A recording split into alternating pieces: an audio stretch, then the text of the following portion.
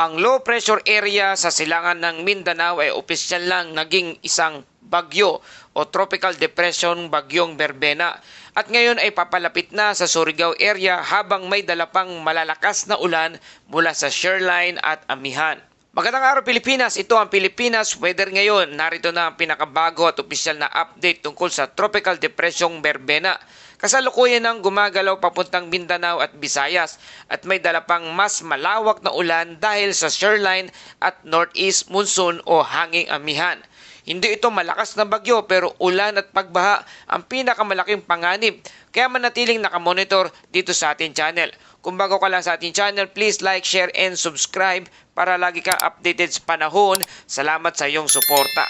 Mga kababayan, ang lokasyon ng Bagyong Berbena ay nasa layong 330 kilometers east ng Surigao City, Surigao del Norte. May intensity ang maximum sustained wind ito na umaabot sa 45 kilometers per hour at may pagbugso na umaabot sa 55 kilometers per hour. Ang central pressure nito ay nasa 1,002 HPA. Kumikilos ito pa westward sa bilis na 30 kilometers per hour.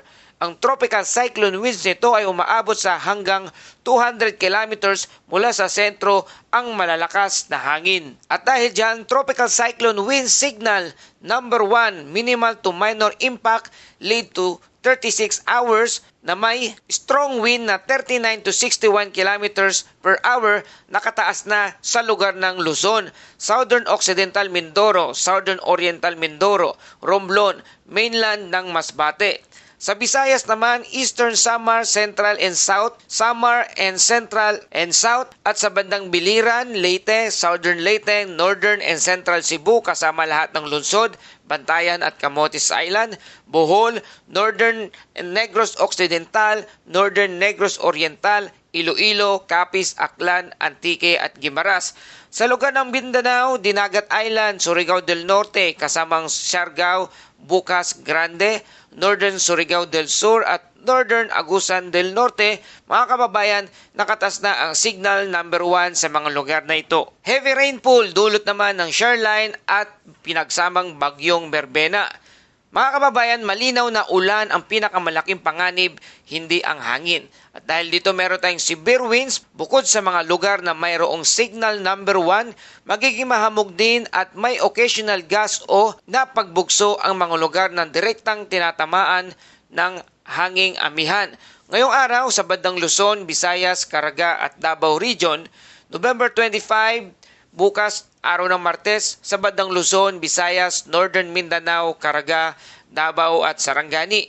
At November 26 naman sa bandang Luzon, Eastern Visayas, Iloilo, Antique, Negros Occidental, Zamboanga, Peninsula, Basilan, Sulu at Tawi-Tawi. At para sa ating sea and coastal condition, meron tayong gale warning effect sa Northern Luzon. Delikado ang dagat at delikado para sa mga maliliit na bangkang maglalayag.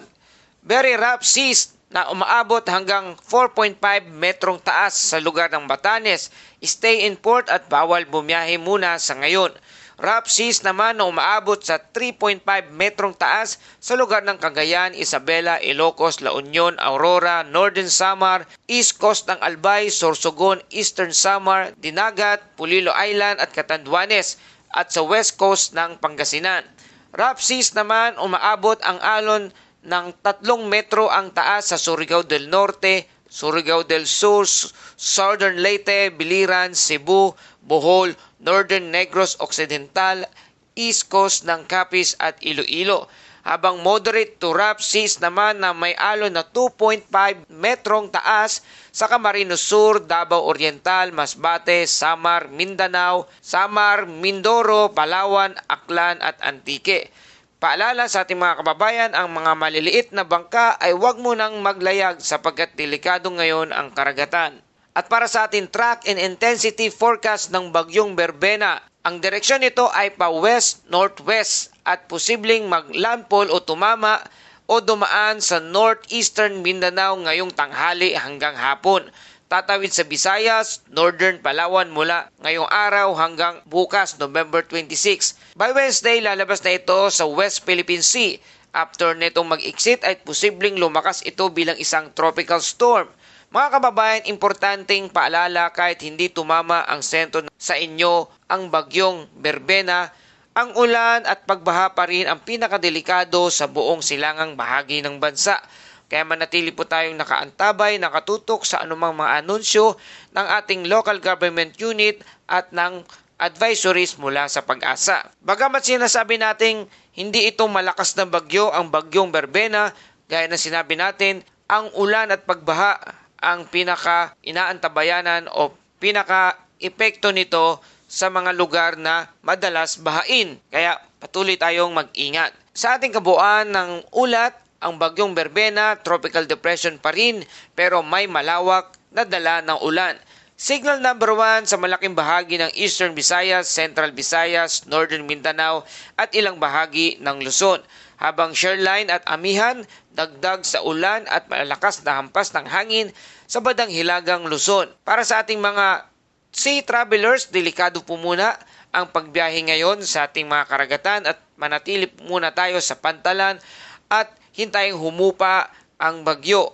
At para sa ating landfall area, ngayong araw, asahan sa northeastern Mindanao ang paglandfall ng bagyo. For the next 48 hours, pinaka-critical pa rin sa ulan ang pagbaha ang mga lugar na nabanggit na apektado. At yan po muna ang ating pinaka-latest update mula sa Pag-asa tungkol sa Tropical Depression Berbena o Bagyong Berbena.